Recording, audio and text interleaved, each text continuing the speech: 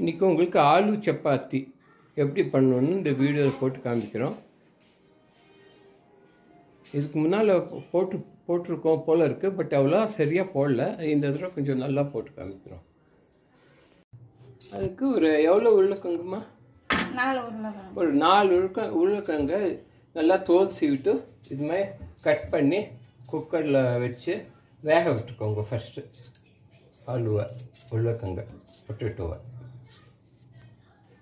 3 medium வெங்காயமாக இருந்ததுன்னா அது ஒரு மாதிரி 3 வெங்காயத்தை நல்லா பொடி பொடியாக நறுக்கிக்கோங்க.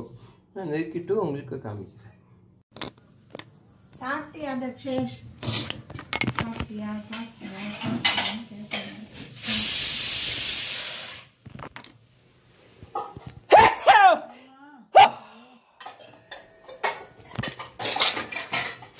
அம்மா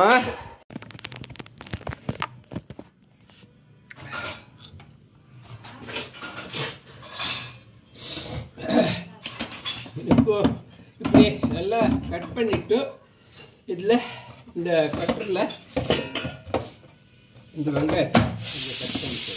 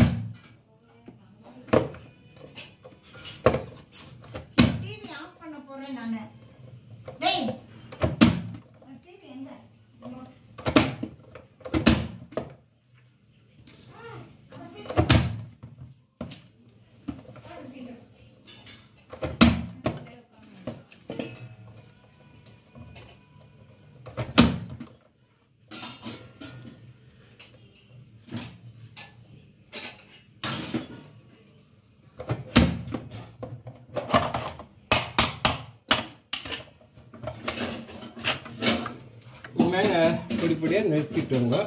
இந்த பொடி பத்தலைன்னா நம்ம இன்னொரு இதில் பண்ணணும்.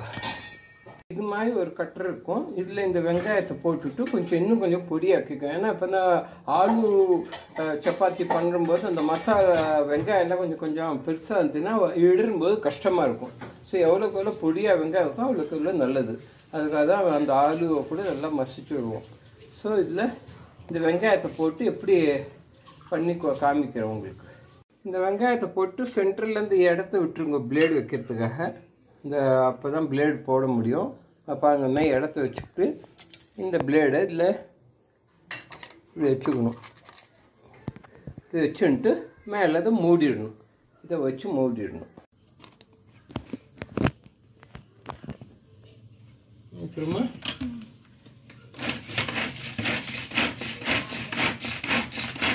கொஞ்சம் பொடியாகும்.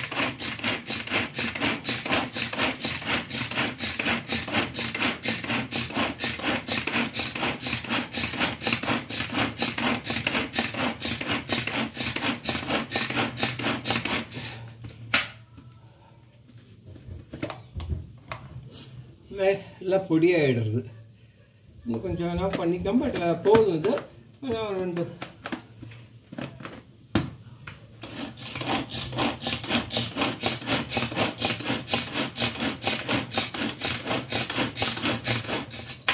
அவ்வளோதான்.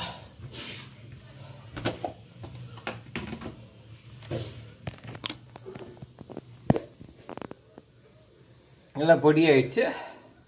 தென் நீங்கள் இப்படி வந்துருக்கோம். இப்படி சரி, பரவாயில்ல. இப்படி இருக்குங்க. குக்கர்லேருந்து எடுத்தாச்சு. நல்லா வெந்துடுச்சு. இதை நல்லா மசிச்சுக்கணும். இந்த மத்தால நீங்கள் இது நல்லா இப்படி மசிச்சுடுங்க. இப்படி நல்லா மசிச்சாச்சு. இப்போ இதுக்கு வேண்டிய எல்லா மசாலா என்னென்ன போடணும் சொல்கிறோம். இல்லை நான் சொல்கிறேன், நீ போடு. நீங்களே சொல்லுங்க. நானே சொல்கிறேன். இப்போ இந்த உருளைக்கிழங்க எல்லாத்தையும் மசிச்சாச்சு. இந்த எலுப்பு சட்டியில் போட்டாச்சு.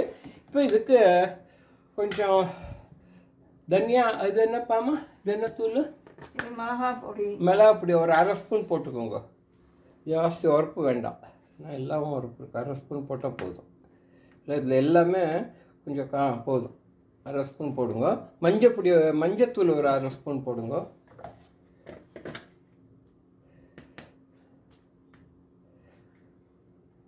அப்புறம் தனியாத்தூள்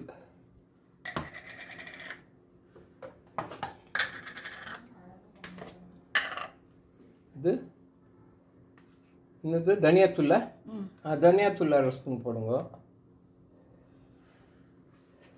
அப்புறம் அது என்ன தூள் அது இந்த மசாலா கரம் மசாலா தூள் ஒரு 1/2 ஸ்பூன் போடுங்க. அப்புறம் ஜீரகத்தூள் ஒரு 1/2 ஸ்பூன் போடுங்க. அப்புறம் அது ஆம்ச்சூர் தூள் ஒரு ஸ்பூன் போடுங்க.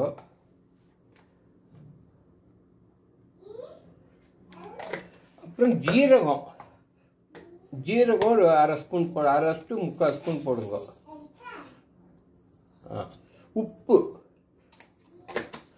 உப்பு ஒரு இதுக்கு வேண்டிய உப்பு. மாவு கோதுமை பிசைம்போது அதுக்கு தனியாக உப்பு. இதுக்கு வேண்டிய ஒரு கொஞ்சம் ஒரு ஸ்பூன் உப்பு போட்டுக்கோங்க. உப்பு போட்டுட்டீங்களா? இப்போ இதை எல்லாத்தையும் மூடி வச்சுட்டு இந்த வெங்காயத்தை இதில் போட்டுக்கோங்க. இந்த வெங்காயத்தை ஆல்ரெடி நல்லா இது பண்ணியிருக்கோம், ஸ்மாஷ் பண்ணியிருக்கோம். இந்த இதில் அதையும் இதில் போட்டுக்கோங்க.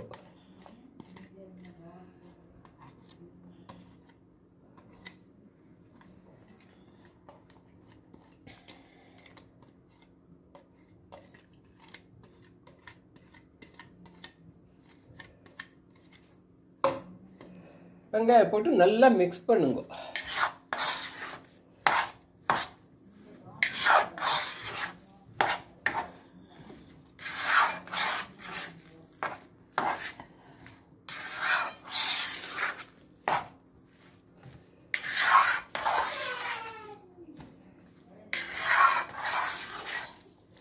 இப்போ மிக்ஸ் பண்ணிவிட்டு ஒரு பாத்திரத்தில் இதை ட்ரான்ஸ்ஃபர் பண்ணிக்கோங்க.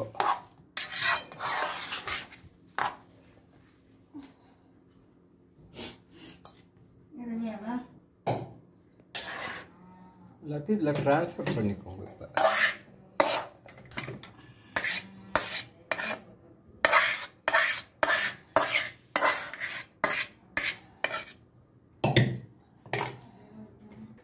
இப்போ எப்படியும் அதே சட்டி நல்லா அலம்பிட்டு கொஞ்சம் அடுப்பில் வச்சு ஆன் பண்ணிக்கோங்க. ஆன் பண்ணிட்டு கொஞ்சம் இந்த நல்லா சட்டி சூடானதுக்கப்புறம் இல்லை எண்ணெய் ஊற்றணும். எண்ணெய் ஊற்றிட்டு இந்த மிக்ஸை அதில் நல்லா வதக்கணும். ஆல்ரெடி இதில் எல்லாம் மிக்ஸ் பண்ணிருக்கு, எல்லாம் வதக்கணும். எதுக்குன்னா இதில் இருக்க ஈரப்பசை போகணும், ப்ளஸ் இது இன்னும் டஃப்பாகணும். ஏன்னா ரொம்ப அப்படி நீங்கள் இந்த வதக்கலைன்னா என்ன ஆகும்னா உங்களுக்கு போக இந்த சப்பாத்திக்கு நம்ம இதை எடுக்கும்போது நீத்துண்டா உங்களுக்கு சப்பாத்திலாம் ரொம்ப ஈரமாக இருக்கும், சரியாக இடம் வராது. ஸோ இது நல்லா இதோட ஈரப்பசி நல்லா வதக்கிற எண்ணெய் ஊற்றி நல்லா வதக்கணும். அது வதக்குங்க. ஓகே, இப்போ இல்லை அது உள்ள போடணும். எண்ணெய் ஊற்றிக்கோங்க.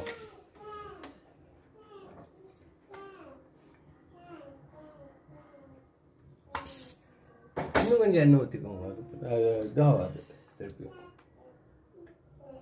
போதும். இப்போ எண்ணெய் ஒரு 2 டேபிள் ஸ்பூன் எண்ணெய் ஊற்றினுப்பேன். இதில் ஜிஞ்சர் கொஞ்சம் சூடாகணும்னா ஜிஞ்சர் கார்லிக் பேஸ்ட்டு கொஞ்சம் போட்டுக்கோங்க. ஏன்னா அது பச்சையாக இருக்கும். நீங்கள் அதை எண்ணெயில் அப்படியே இதோடு சேர்த்துன்னா அந்த பச்சை வாசனை வடிக்கும். ஸோ அதுக்கு மாத்திரம் நம்ம ஜிஞ்சர் கார்லிக் பேஸ்ட்டை கொஞ்சம் எண்ணெயில் இது பண்ணிக்கணும், வதக்கிக்கணும்.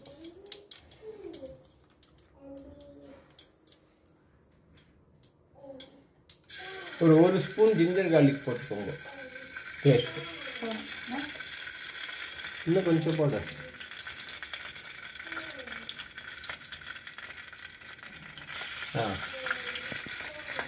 இப்போ எதாவது நல்லா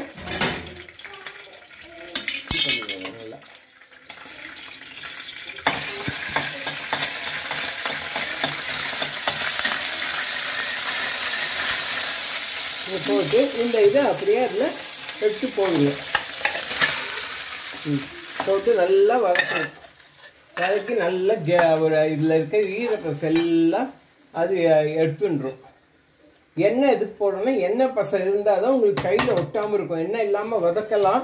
வதக்கினா உங்களுக்கு அந்த இது கிடைக்காது, அந்த கையில் ஒட்டிக்கும். அப்புறமா அதை ரொட்டியில் போட்டு பிசைஞ்சு பண்ணும்போது ஈஸிக்கும். ஸோ கொஞ்சம் எண்ணெயை ஊற்றிட்டு இது நல்லா அதில் வதக்கணும். வதக்கி அதில் இருக்கிற ஃபுல் ஈரப்பசை, உருளைக்கிழங்குல இருக்க ஈரப்பசை, வெங்காயத்தில் இருக்க ஈரப்பசை எல்லாம் உறிஞ்சிக்கும். உறிஞ்சுன்ட்டு ஒரு மாதிரி கெட்டியாகிடும்.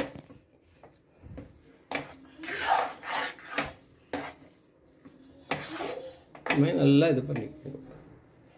கொத்தமல்லியை பொடிப்படியாக இந்த வதக்கிற டைமில் கொத்தமல்லி அதெல்லாம் பொடிப்படியாக நறுக்கி வச்சதை இதில் போட்டுட்டு விடுங்க.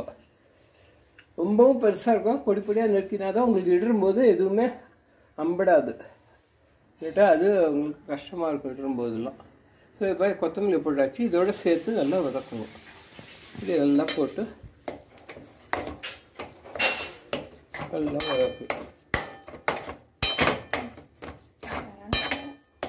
நம்ம காமிக்கலாம்.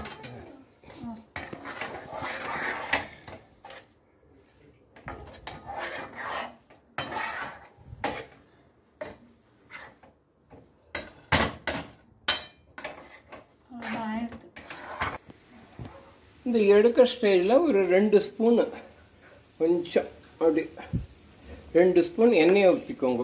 அப்போ தான் உங்களுக்கு எடுக்கிறம்போது அந்த ஒட்டாமல் எடுத்து நீங்கள் இதில் வச்சுக்கலாம். இப்போ இதை ஒரு சுற்றிட்டு எடுத்துடலாம். நீங்கள் இப்போ இதை ஒரு சுற்றிடுமா.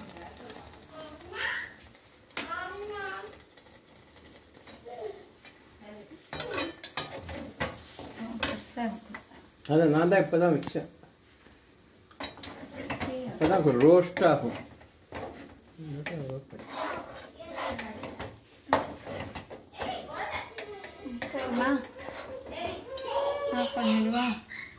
அவ்வளோதான். இதை எப்படியே நல்லா கொஞ்சம் ஆறினோடனே நல்லா உருட்டை எவ்வளோ சப்பாத்தி பண்ணால் அவ்வளோ உருண்டையை பண்ணி வச்சுக்கணும். வச்சுட்டு டக்குன்னு பண்ணிடலாம். முடிஞ்சிருச்சு. ஆஃப் பண்ணியாச்சு. கொஞ்சம் ஆறினதுக்கப்புறம் உருண்டை உருட்டி வச்சுக்கணும். இது எதுக்குன்னா இதில் இருக்க ஈரப்பசை எல்லாம் போயாச்சு. அப்புறமா நான் உருண்டை உருட்டினதுக்கப்புறம் எடுத்து காமிக்கிறேன்.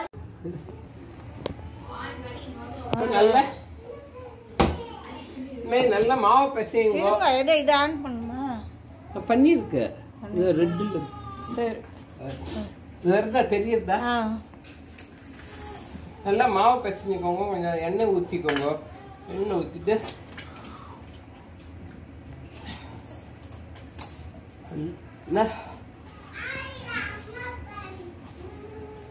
எவ்வளோக்கு எவ்வளோ அமுக்கி நீங்கள் பிசைறீங்களோ அவ்வளோ சாஃப்டாக சப்பாத்தி வரும்.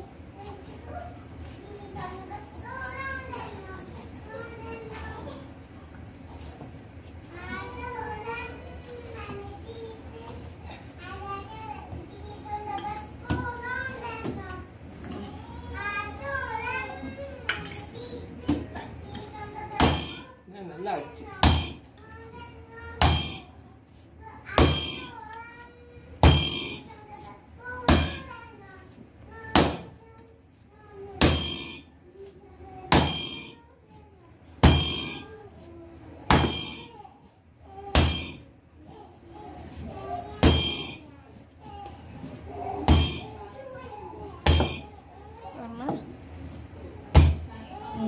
அதை காமிச்சிடும்.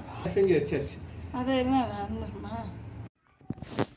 இப்போ இன்னும் கொஞ்சம் பெருசாக எடுத்துக்கோங்க. உருண்டை எடுத்துட்டு தெரியுறதம்மா. இது கொஞ்சம் எடுத்துக்கோங்க லைட்டாக.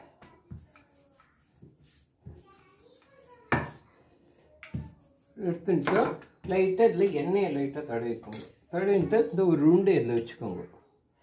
ரெண்டுட்டு இது நல்லா 4 பக்கம் இப்போ மூடிக்கோங்க.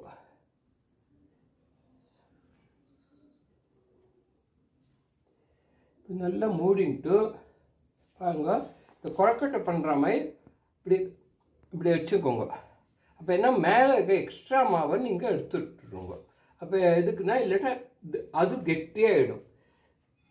இது நல்லா இது பண்ணிக்கோங்க. இதை சுற்றி நல்லா இப்படி கொழக்கட்டை அப்படி பண்ணிட்டேன்னா மேலே கொஞ்சம் இந்த மாவு வந்துடும். இந்த மாவை இப்படி எடுத்துருங்க. எடுத்துட்டு இப்போ நல்லா இதை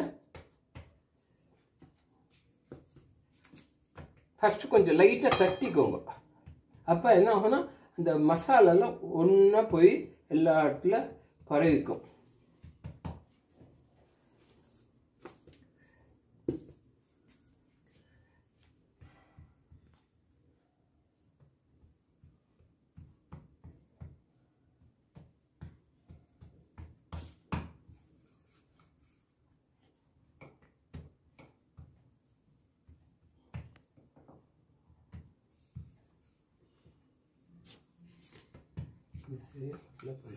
நீங்கள் அந்த மாதிரி பண்ணுவீங்களா?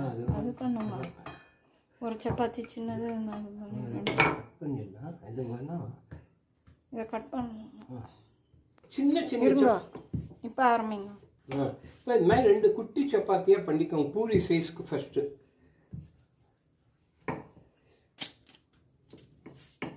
இது எந்த ரொட்டி மாவு இருக்கோ அதே 2ஆக பண்ணிக்கணும். அவ்வளோதான். ரொட்டி மாவு நீங்கள் பண்ணுற மாவை 2ஆக பண்ணிட்டு 2 பூரி சைஸ்க்கு 2 பண்ணிக்கணும்.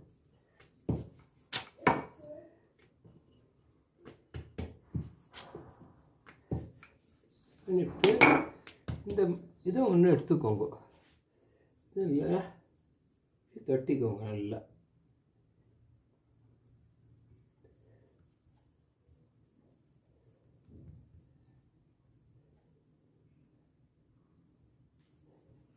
இது மேலே இன்னும் வச்சுடுங்க. இல்லை நல்லா லாக் பண்ணிடுங்க 4 பக்கம்.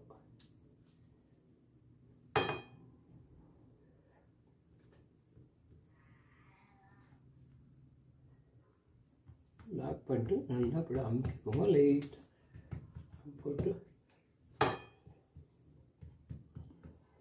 லாக் பண்ணிட்டு இதை எடுத்துட்டு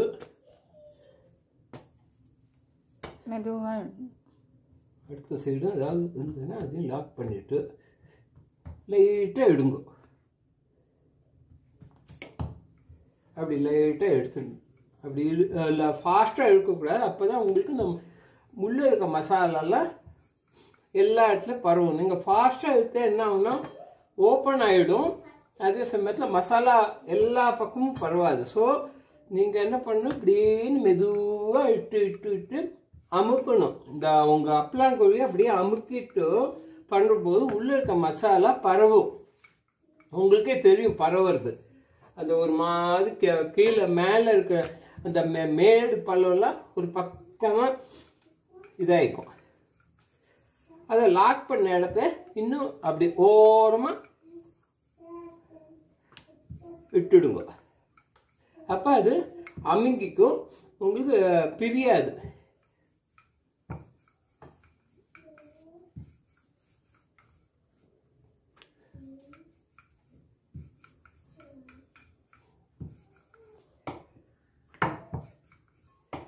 இது அவ்வளோதான். இப்படி வச்சுடுங்க. இதை அதே மாதிரி இன்னொன்று இது மாதிரி எடுத்துக்கோங்க.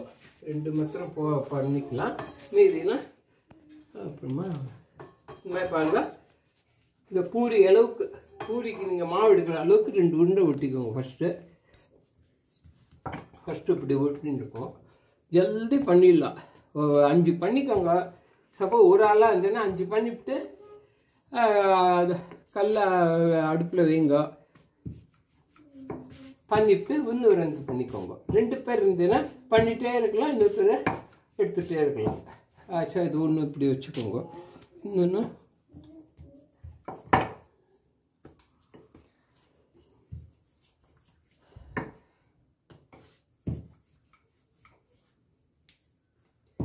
இது இன்னொரு டைப்பும் இருக்குது. அது என்னென்னா ஃபஸ்ட் மாவு போட்டு அப்படியே வச்சு பண்ண. பட் சம்டைம் அது சரியாக வராது, கெட்டியாக இருக்கும். குழக்கட்டை மாதிரி பண்ணுவாங்க. குழக்கட்டை மாதிரி அது உள்ள ஸ்டஃப்பை வச்சுவிட்டு சிங்கிளாகவே பண்ணுவாங்க. அப்போ லாக் ஆகாது சரியாக. அந்த இடம் உடஞ்சிடும். இப்போ இதை அதே மாதிரி கொஞ்சம் லைட்டாக எண்ணெய் இது பண்ணிக்கோங்க, ஒட்டாமல் இருக்கும் கை.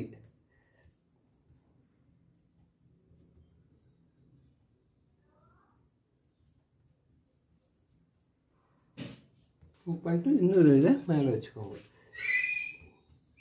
மேலே வச்சு லாக் பண்ணிக்கோங்க.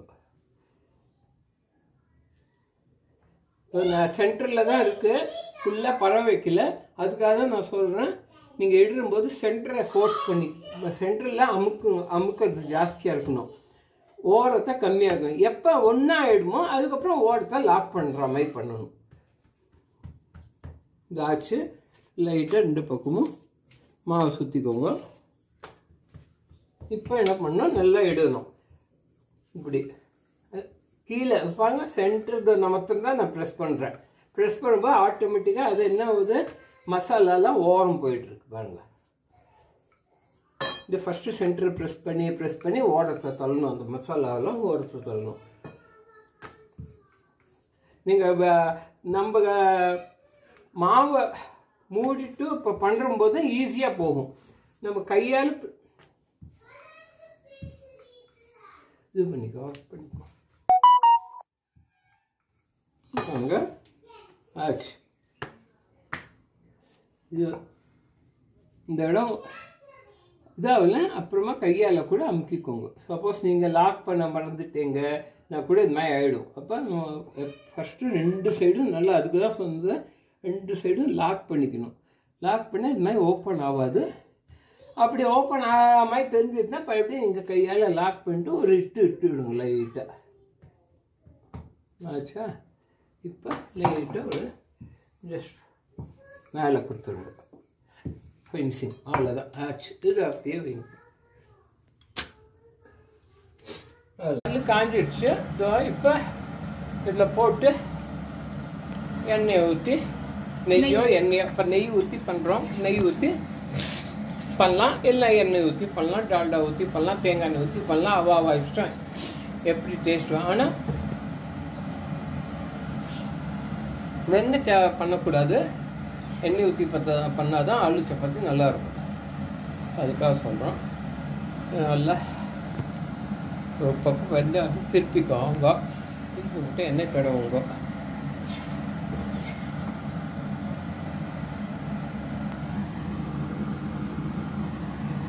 எண்ணெய் நல்லா மீடியமுக்கு மேலே வச்சுக்கோங்க.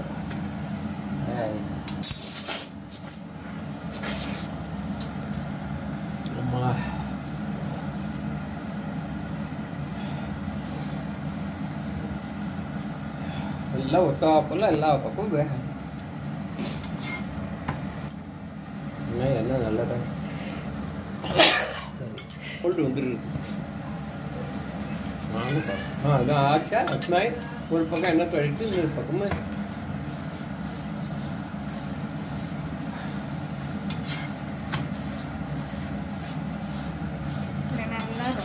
நல்லா ரோஸ்ட் பண்ணிக்கோங்க.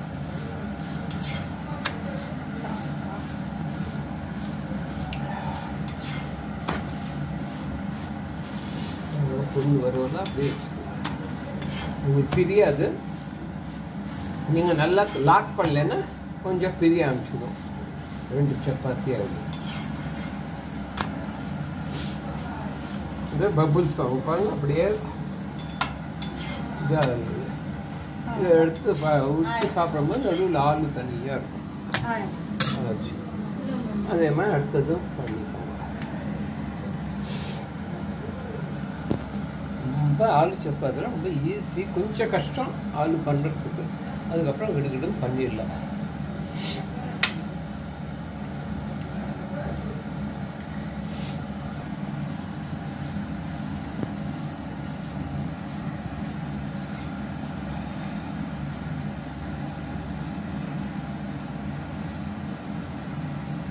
பொறுமையாக பண்ணுவாங்க மாமி.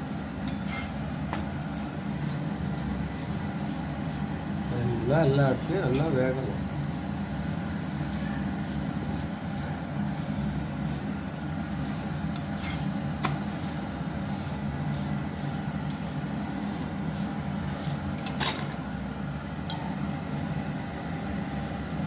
ஆனால் உள்ள ஆலு போட்டிருக்கனால அதுவும் நல்லா வேகணும். ஏற்கனவே நம்ம ஓரளவுக்கு பாதி வேக்காடு பண்ணியாச்சு. இல்லை பச்சை வாசனைலாம் போயிடும். இப்போ பண்ணும்போது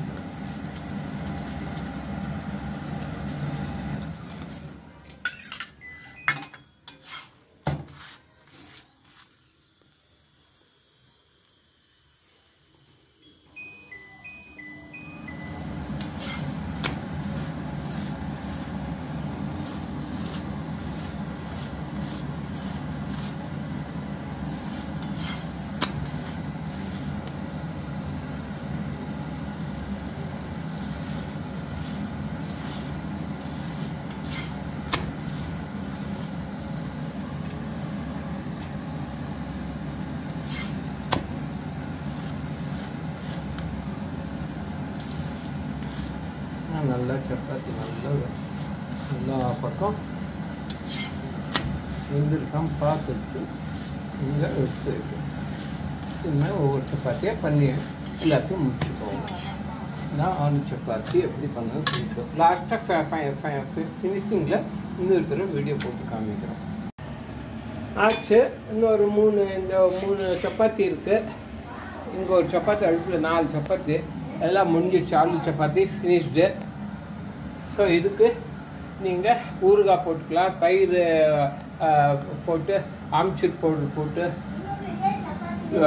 தயிர் ஊற்றிக்கலாம், இல்லை ஊறுகாய் தொட்டுக்கலாம். எனி திங்கு நம்ம இதுக்கு சைட் டிஷ் வேறு எதுவும் தனியாக பண்ணிக்கல. இருக்கிற ஊறுகாவோ இல்லை தயிரோ ஊற்றிட்டு தொட்டு சாப்பிட்டு போகிறோம். ஸோ அவ்வளோதான். ஆலு சப்பாத்தி ரெடி. ஸோ இந்த வீடியோத்தோடு முடிச்சுக்கிறோம். Thank you for seeing this video. Good night. விழுபடியே குட் ஸ்லீப்பு.